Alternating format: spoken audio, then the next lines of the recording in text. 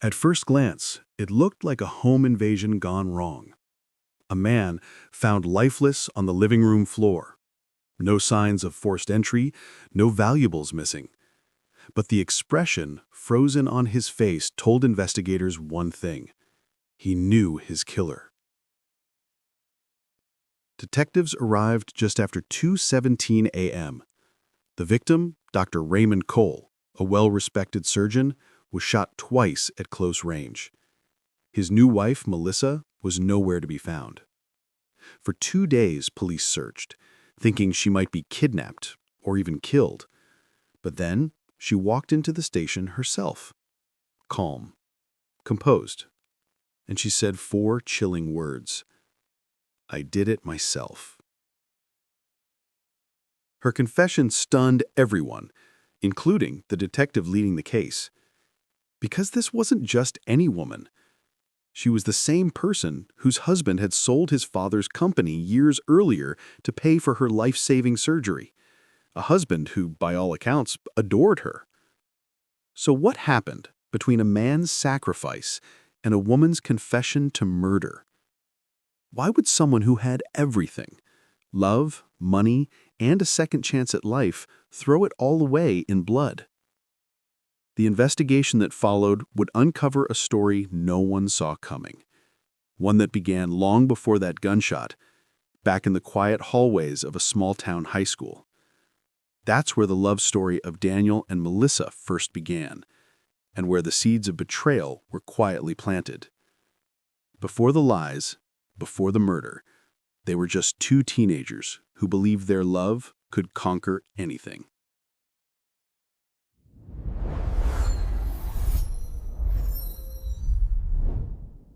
Long before the confession, long before the headlines and the blood-stained photographs, there was love.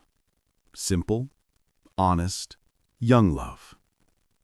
Daniel Parker and Melissa Gray first met in the quiet corridors of Eastwood High, a small-town school where everyone knew everyone. Daniel was quiet, book-smart, and driven. The kind of boy teachers trusted and classmates often overlooked. Melissa was the opposite, radiant, confident, and full of life. She wasn't just admired, she was unforgettable. But while others saw her charm, Daniel saw her soul. He saw a girl who dreamed of escaping their small town, who wanted to build something bigger, brighter, and lasting. And from the very first day he spoke to her, he knew she was going to be a part of his story. Their love didn't come fast. It grew, slowly, like roots finding their way through dry soil. Study sessions turned into late-night calls. Late-night calls became shared dreams. And by graduation, everyone knew Daniel and Melissa were inseparable. After high school, Daniel worked while studying engineering. Melissa went into nursing, drawn by her compassion or perhaps by something else, something deeper, a need to feel valued, needed, seen. They rented a small apartment together, barely scraping by, but their happiness seemed untouched by struggle. But life, as it always does, began to test their love. Bills piled up. Melissa's health began to falter, and Daniel's father, a proud man who owned a small but thriving construction company, started warning him. Love his beautiful son, but love needs wisdom too. Daniel didn't listen. He believed love alone could fix anything. Then came the day that changed everything. Melissa collapsed at work. What started as occasional fatigue turned into relentless pain, dizziness, and a terrifying diagnosis, a rare heart condition requiring urgent surgery. The cost? Over $200,000, money they didn't have and would never make in years. Daniel tried everything. Loans, insurance, crowdfunding. Nothing was enough. Hospitals wouldn't even put her on the surgery list without proof of payment. For months, he barely slept. He called every charity, sold his car, maxed out his credit. Still not enough. Then he made the one decision that would haunt him for the rest of his life. He sold his father's construction company, the one his late father had built from nothing, the one meant to secure his family's future, for just enough to cover the surgery. The papers were signed. The money was wired. Melissa's life was saved. But something inside Daniel died that day, something his father's voice had warned him about: wisdom. When Melissa woke up after the operation, she cried. She told him she was her hero. She promised she'd never forget what he'd done. And for a while, it seemed like their love was stronger than ever. But the truth is, near death changes people. It changes what they see, what they want, and sometimes who they love. While Daniel was adjusting to life with nothing, no company, no savings, and a pile of medical debt, Melissa was adjusting to a new world of admiration and attention. During her recovery, she grew close to her surgeon, Dr. Raymond Cole, a man in his early 40s, successful, charming, and everything Daniel wasn't at that moment. He visited often, offering checkups and therapy advice, but the tone of his visits soon shifted. Subtle compliments, lingering smiles, and a kind of emotional attention that Daniel, exhausted and broke, could no longer match. Daniel trusted him, trusted the man who had saved his wife's life. But what he didn't know was that every time Melissa met his eyes, she was slipping further away from him. Detectives would later find text messages, months before the divorce, messages filled with words like, "I owe you my life," and "You make me feel alive again." Words Melissa never said to Daniel anymore. And when the divorce finally came, it hit Daniel like a second death. She left their small apartment one morning, saying she needed space. Within a month, she had filed the papers. Within 2 months, she was married again, to Dr. Cole. Friends said Daniel stopped talking after that. He withdrew completely. Some nights, neighbors saw him sitting outside his father's old company, now under new ownership, staring at the building until dawn. He had nothing left. No love, no family, no legacy. But as investigators later learned, his story wasn't over. Because years later, when Dr. Cole was found dead in his living room and Melissa confessed to the murder, it became clear there was far more to this story than betrayal and heartbreak. Detectives began tracing back every moment, from the hospital records to the surgery payments to the sale of Daniel's father's construction company. And what they found made everything darker. One of the transactions linked to the company's sale led directly to Dr. Cole's personal account months before he even performed Melissa's surgery, which raised one haunting question. Did Melissa and Dr. Cole plan everything before the operation even happened? Was Daniel's sacrifice just part of a setup, a manipulation from the start? And if it was, why would Melissa kill the man she betrayed her husband for? The deeper investigators dug, the stranger it became. A former nurse from the same hospital came forward, saying Melissa had been secretly visiting the doctor months before her quote-unquote collapse. And the night she was admitted for emergency surgery, that same nurse claimed Melissa wasn't nearly as sick as the reports suggested. So what was real and what was planned? Was Melissa the victim, or had she been orchestrating her own story all along?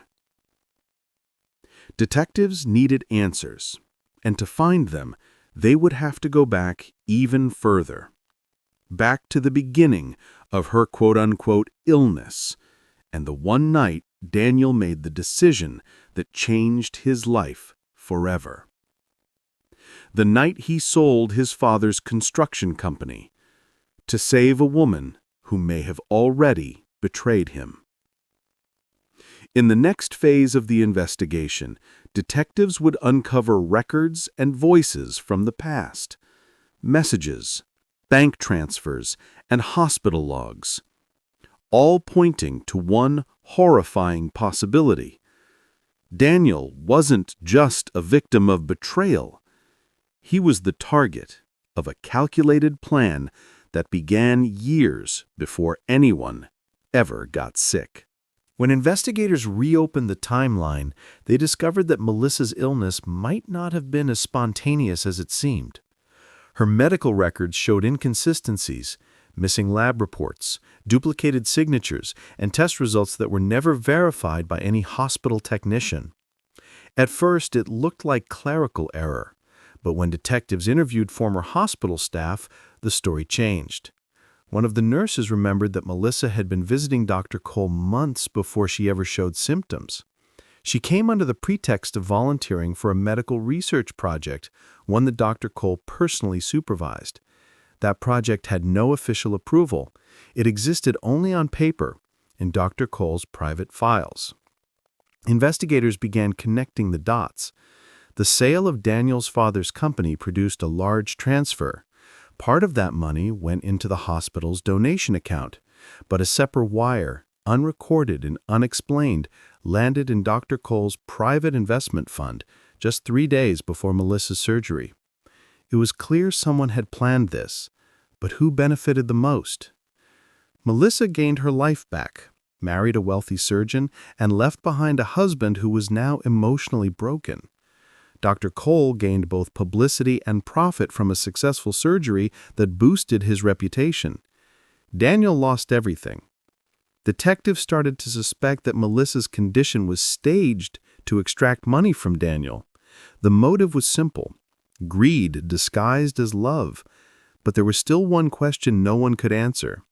If the plan worked so perfectly, why did Melissa end up killing Dr. Cole years later? The autopsy showed the shooting was deliberate. There were no signs of struggle.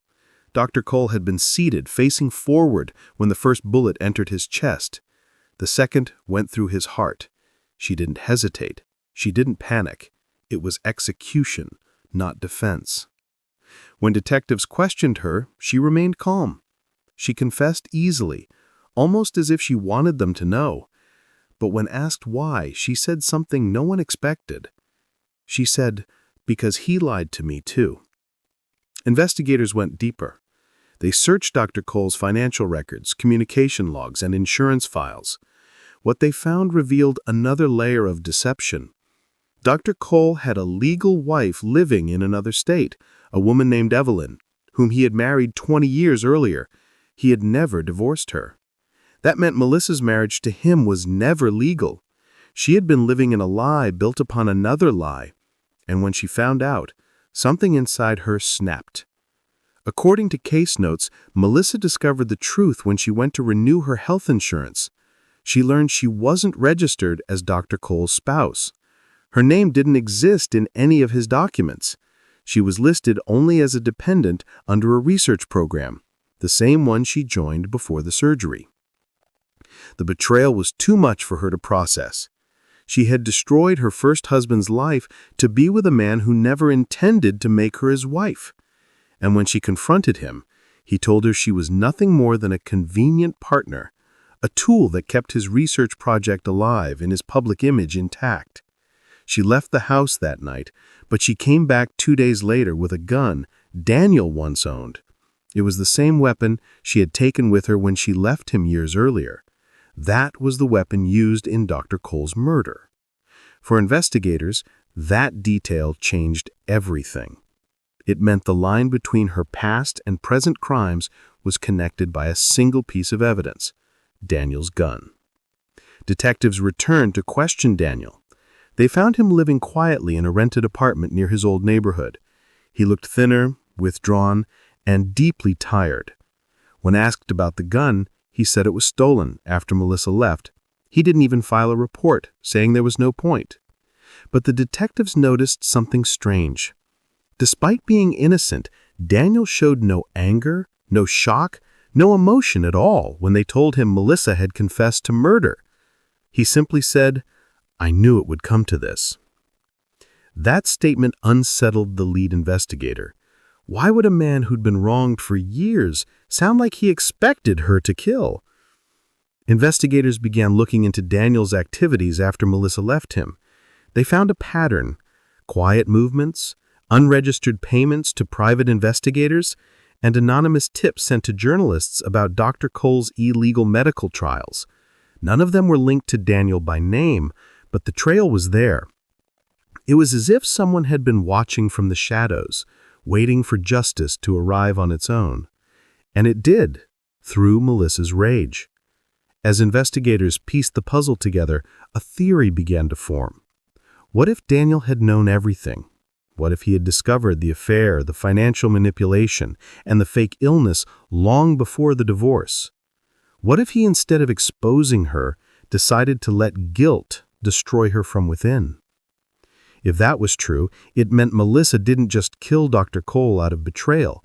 She killed him because she realized she was never the mastermind of her own plan. She was the pawn. And Daniel, the quiet, heartbroken husband everyone pitied, might have orchestrated the perfect revenge without ever lifting a finger. But there was still no proof. No confession, no evidence linking Daniel directly to Dr. Cole's death. Just a pattern of silence and too many coincidences. Investigators tried one last time to confront him. When they arrived at his apartment, it was empty. He had vanished. His bank accounts were closed, his phone disconnected. All that remained was a small envelope left on the table. Inside were 2 wedding rings, his and Melissa's, and a note that read, "She got what she wanted, and I got what I deserved." The case was closed, with Melissa sentenced for murder, but the deeper truth never made it into the official report. Some of the investigators believed Melissa was guilty of more than murder. Others believed Daniel had been far from innocent. The story ended with 2 lives destroyed, a legacy erased, and questions that would never be answered. In the end, it wasn't just a story of love and betrayal. It was a story of manipulation, deception, and the lengths people will go to when love turns into vengeance. And even now, years later, those who remember the case still ask the same question. Was Daniel a victim or the quiet architect of the perfect crime?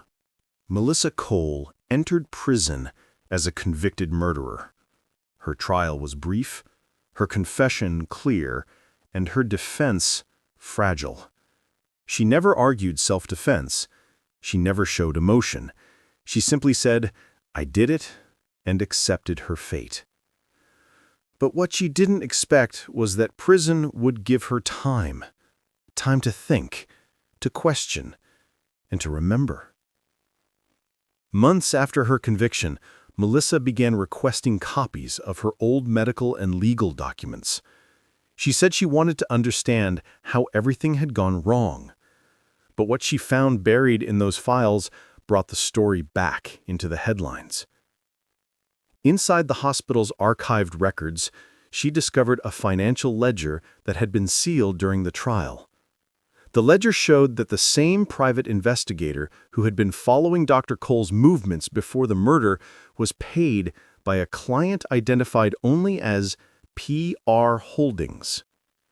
Investigators later found that the company didn't exist, at least not publicly, but its registration traced back to an address that once belonged to Daniel's late father's construction business. The trail led back to Daniel again. He was gone, but his shadow remained. Melissa sent a letter to the district attorney claiming Daniel had orchestrated everything: her downfall, her arrest, and even the destruction of her life after she left him. She claimed he had manipulated her emotions from a distance, feeding information through anonymous channels and pushing her to kill Dr. Cole through guilt and paranoia. The claim sounded wild, even desperate. But when investigators cross-checked the dates, something stood out. Anonymous reports about Dr. Cole's illegal trials were sent to journalists only days before Melissa confronted him and killed him. Those reports included private details that only someone close to both of them could have known. Investigators reopened the case quietly. They started tracking old communication servers, encrypted emails, and phone logs. They found activity from an unregistered device that matched Daniel's known writing style and phrasing patterns. Forensic linguists confirmed an 86% match between the anonymous reports and Daniel's old letters to Melissa. But it was too late. Daniel had disappeared completely. His passport had never been used, his accounts were empty, and his apartment lease was terminated under another name. It was as if he had erased himself from existence. Inside the prison, Melissa began receiving unsigned letters. Each one arrived with no return address, written in a familiar hand. The first said, "Justice isn't what you think it is." The second said, "I never hated you." The third, sent just before she filed her final appeal, said, "It's over. Rest now." The handwriting was compared against Daniel's old records, and though analysts said the match was inconclusive, the similarity was undeniable. But even more disturbing was the last letter. It contained a single photograph: the front gate of the prison, taken from the outside at dawn. No message, no signature. Prison authorities increased surveillance, but no one was ever found near the area. The letters stopped after that. Years passed. Melissa grew older, quieter, more withdrawn. She never again spoke of Daniel publicly, and when interviewers asked about him, she simply said, "He's still here." When questioned what that meant, she smiled and said, "Some ghosts don't leave." Then, in her 10th year of incarceration, Melissa was found dead in her cell. The cause was listed as cardiac arrest, but investigators noted no signs of struggle or illness. On her nightstand, they found one last envelope. Inside was a note, typed, not handwritten. It read, "Every choice has a price. You made yours." The envelope carried no fingerprints, no DNA, no trace of origin. But what caught everyone's attention was the letterhead, the same as the defunct company once owned by Daniel's father. Detectives reopened the file one final time. They searched for Daniel again, checking public databases, travel records, and even social media profiles. Nothing. He had never resurfaced. But 3 months after Melissa's death, a small construction firm in another state filed for a new business license under the name Parker Restoration Group. The listed owner was an elderly man with no photo, using an address tied to a remote rural property. When investigators visited, the building was empty. Just an old workshop, a few tools, and a single photograph nailed to the wall. It was a wedding picture. Daniel and Melissa, taken years ago, both smiling, unaware of what the future would become. No one knows who left the photo there. The owner's identity was never confirmed, and the case of Daniel and Melissa Parker was quietly closed. The files remain sealed, but within law enforcement circles, the story is still discussed as one of the most chilling cases of emotional manipulation ever recorded. A crime built not from blood, but from patience and revenge. In the world of crime and love, motives are rarely simple. Sometimes justice doesn't come from the law. It comes from the quiet places, where pain turns into purpose, and revenge becomes the only piece left to find. Investigators closed the case file. One detective quietly remarked, "She wasn't evil from the start. She was broken by what she thought was love." Sometimes love doesn't just heal, it destroys. And in trying to save someone, we can lose ourselves completely. This story isn't just about crime. It's about the price of misplaced love, and how one desperate act can unravel everything. If you were drawn into this tragic journey, make sure to subscribe to Crime Vault, where we uncover the darkest, most shocking true stories that remind us how thin the line between love and destruction truly is. Because here, every story has a heartbeat, and sometimes it stops too soon.